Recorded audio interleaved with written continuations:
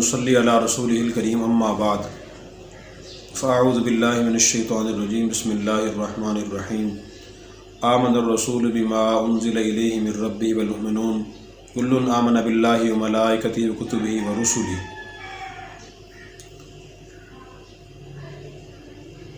تیسری چیز جس پر ایک مسلمان کو ایمان لانا ضروری ہے وہ اللہ کے رسول اور انبیاء علیہ السلام ہیں۔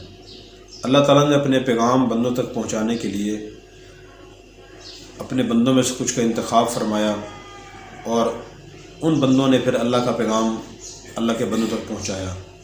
اللہ تعالیٰ نے قرآن کریم میں خود ارشاد فرمایا اللہ یصطفی من الملائکہ رسلا ومن الناس۔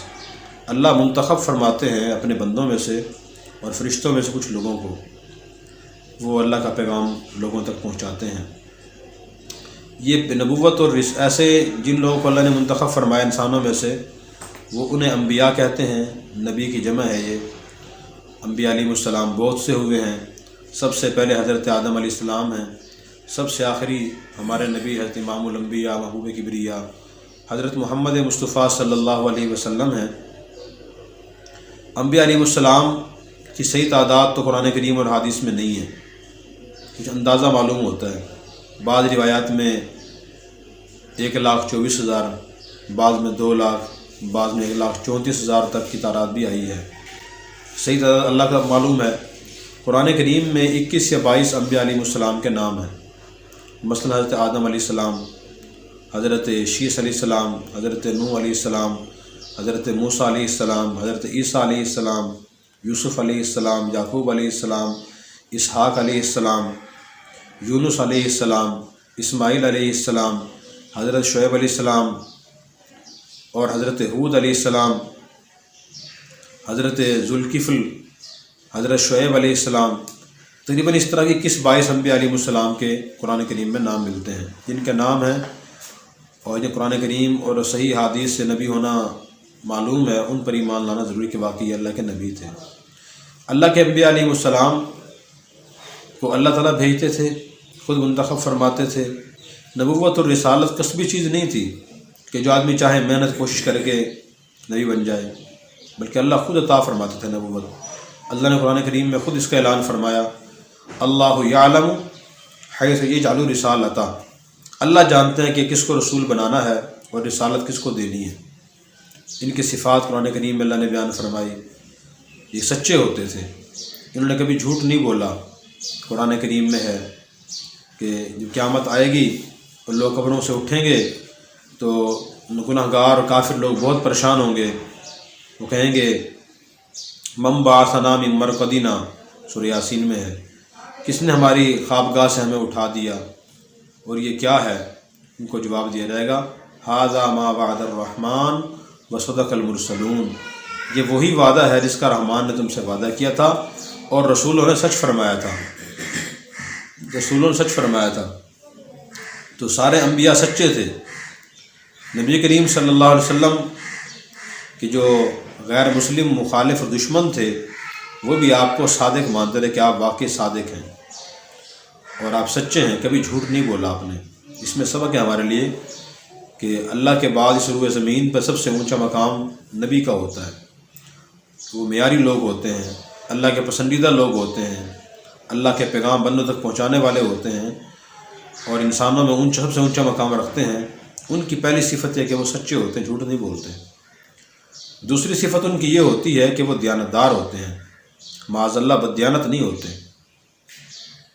آج افسوس کہ غلط فضا کی وجہ سے، غلط ماحول کی وجہ سے بہت سے اچھے خاصے مسلمان بھی یہی سمجھتے ہیں کہ سچائی اور دیانتداری کے ساتھ تو کام چلتا ہی نہیں آج۔ جھوٹ اور بددیانتی تو ضروری ہے، اس کے بغیر کام کہاں چلتا ہے؟ تو یہ بہت بڑی غلط فہمیاں ہیں، ان کو ختم کرنا چاہیے۔ انبیاء علیہ السلام دنیا میں رہے، زندگی گزار کے گئے، لوگوں کو تعلیم دے کر گئے، سچائی اور دیانتداری کی وہ تعلیم دے کر گئے ہیں۔ اسی طرح ان کی ایک صفت یہ ہوتی ہے کہ ان سے گناہ نہیں ہوتا، نہ صغیرہ نہ کبیرہ، نہ نبوت ملنے سے پہلے نہ نبوت ملنے کے بعد، کیونکہ یہ آئیڈیل ہوتے ہیں، معیار ہوتے ہیں۔ نبی کریم صلی اللہ علیہ وسلم خود اللہ نے فرمایا لقد کان لکم فی رسول اللہ اسوۃ حسنہ، کہ آپ لوگوں کے لیے بہترین نمونہ ہیں۔ یہ نمونہ آئیڈیل ہوتے ہیں، ان سے گناہ نہیں ہوتا۔ ان کی ایک صفت یہ ہوتی ہے کہ ان کے مزاج میں نرمی ہوتی ہے اور رحم دلی ہوتی ہے۔ نبی کریم صلی اللہ علیہ وسلم بھی ایسے ہی تھے۔ اللہ نے فرمایا وما ارسلناک الا رحمۃ للعالمین، ہم نے آپ کو جہان والوں کی رحمت بنا کر بھیجا ہے۔ تو ہر مسلمان کو اپنے دل میں رحم دلی کے جذبات پیدا کرنے کی کوشش کرنی چاہیے۔ ایک صفت یہ ہوتی ہے ان میں صبر ہوتا ہے بہت زیادہ، یہ بے صبرے نہیں ہوتے۔ نوح علیہ السلام کا واقعہ آپ دیکھیں، قرآن کریم میں ہے، 950 سال انہوں نے اپنی قوم کو سمجھایا، رزلٹ کیا نکلا؟ وما آمن معہ الا قلیل۔ قرآن کریم کہتا ہے کہ نوح علیہ السلام پر تھوڑے سے لوگ ایمان لائے، 70 یا 72 لوگ ایمان لائے 950 سال کے عرصے میں، اور ان کو تکلیفیں یہ قوم کے لوگ پہنچاتے رہے۔ سورہ نوح میں ہے وَإِنِّي كُلَّمَا دَعَوْتُهُمْ لِتَغْفِرَ لَهُمْ جَعَلُوا أَصَابِعَهُمْ فِي آذَانِهِمْ وَاسْتَغْشَوْا ثِيَابَهُمْ وَأَصَرُّوا وَاسْتَكْبَرُوا اسْتِكْبَارًا۔ جب بھی نوح علیہ السلام اپنی قوم کے لوگوں کو دعوت دیتے تھے کہ دین کی طرف آؤ، اللہ کی عبادت کرو، اللہ کی اطاعت کرو، زندگی مرضی سے نہ گزارو، اللہ کے احکام کے مطابق زندگی گزارو، فاتقوا اللہ واطیعون، اللہ سے ڈرو، میری اطاعت کرو، میری بات مانو۔ تو یہ لوگ، ان کی قوم کے لوگ اپنے کانوں میں انگلی ڈال لیا کرتے تھے کہ ہمیں نہ سناؤ، ہمیں نہ سناؤ دین کی باتیں، ہمیں سننے کی ضرورت نہیں ہے۔ اپنے چہرے کپڑے ڈال لیا کرتے تھے کہ ہم آپ کو دیکھ ہی نہیں رہے، ہم سے کیوں بات کر رہے ہیں آپ۔ یہ لوگ صبر کرتے تھے۔ انبیاء علیہ السلام قوموں نے تکالیف پہنچائیں۔ قرآن کریم میں اللہ تعالیٰ نے انبیاء علیہ السلام کے حالات، واقعات آپ صلی اللہ علیہ وسلم کو ہمیں سنائے ہیں، اور پھر فرمایا فاصبر کما صبر اولو العزم من الرسل ولا تستعجل لهم، آپ ایسے صبر کیجئے جیسے اولو العزم پیغمبروں نے صبر کیا، اس طرح صبر کیجئے۔ تو صبر کی صفت بھی زندگی اور دنیا اور آخرت کی زندگی کامیاب بنانے والی بڑی اہم صفت ہے، ہر مسلمان میں صفت ہونی چاہیے۔ یہ انبیاء علیہ السلام کی صفات میں سے بڑی اہم صفت ہے۔ نبی کریم صلی اللہ علیہ وسلم میں بڑا عظیم الشان صبر تھا۔ آپ صلی اللہ علیہ وسلم آخری نبی ہیں، اب کوئی نبی نہیں آئے گا۔ قرآن کریم میں خود اللہ نے اس کا اعلان فرمایا، سورہ احزاب میں فرمایا ما کان محمد ابا احد من رجالکم ولکن رسول اللہ وخاتم النبیین، کہ محمد تم مردوں میں سے کسی کے باپ نہیں ہیں، یعنی آپ کے جو بیٹے پیدا ہوئے بچپن میں ہی فوت ہو گئے تھے، اور اب کوئی بیٹا حضور صلی اللہ علیہ وسلم کا نسبی نہیں رہا تھا آپ کی زندگی میں بھی، میں کہ لیکن اللہ کے رسول ہیں، وخاتم النبیین، اور نبیوں پر مہر لگانے والے ہیں، ان کے بعد کوئی نبی نہیں آئے گا نبی بن کر۔ تو آپ صلی اللہ علیہ وسلم مکہ المکرمہ میں پیدا ہوئے۔ عرب کا ایک قبیلہ تھا قریش، قریش کی سب سے اچھی شاخ تھی بنو ہاشم، بنو ہاشم میں اللہ نے آپ کو پیدا فرمایا، اور آپ مکہ میں رہے۔ جب آپ 40 سال کی عمر کو پہنچے تو غار حرا میں اللہ نے آپ پر پہلی وحی بھیجی، سورہ علق کی ابتدائی آیات کی قرأ بسم ربک الذی خلق، پہلی 5 آیات آپ پر نازل ہوئیں۔ آپ کو اللہ نے حکم فرمایا کہ آپ لوگ کو اللہ کی عبادت اور اطاعت کی دعوت دیں۔ آپ نے دعوت دینا شروع کی تو مکہ کے لوگ ہی آپ کی مخالفت کے لیے کھڑے ہو گئے، برادری کے لوگ کھڑے ہو گئے۔ تو آپ صلی اللہ علیہ وسلم نبوت ملنے کے بعد 13 سال وہاں رہے۔ جب انہوں نے آپ کو، آپ کے ساتھیوں کو بہت زیادہ تکالیف پہنچائیں، تنگ کیا، تو صحابہ کرام کو آپ نے فرمایا کہ آپ ہجرت کر جائیں۔ صحابہ کرام حبشہ چلے گئے، افریقہ، اور پھر کچھ اور لوگوں کو آپ نے فرمایا ہجرت کر جائیں، وہ چلے گئے حبشہ۔ پھر آپ صلی اللہ علیہ وسلم قتل کی جنہوں نے سازشیں کی، تو پھر آپ صلی اللہ علیہ وسلم اور صحابہ کرام آہستہ آہستہ مکہ سے مدینہ ہجرت کر گئے، مدینہ شریف لے گئے، اور وہاں پھر زیادہ دین کے احکام آئے، زکوٰۃ کے تفصیلی احکام آئے، بڑی بڑی صورتیں نازل ہوئی، سورہ بقرہ، سورہ آل عمران، سورہ مائدہ، سورہ یونس وغیرہ۔ وہاں آپ نے حکومت بھی کی اور نبوت کے فرائض بھی آپ نے انجام دیے، اور پھر آپ 63 سال کچھ دن کی عمر گزارنے کے بعد پیر کے دن اس دنیا 11 ہجری کو، یعنی ہجرت کے 11ویں سال آپ دنیا سے پردہ فرما گئے۔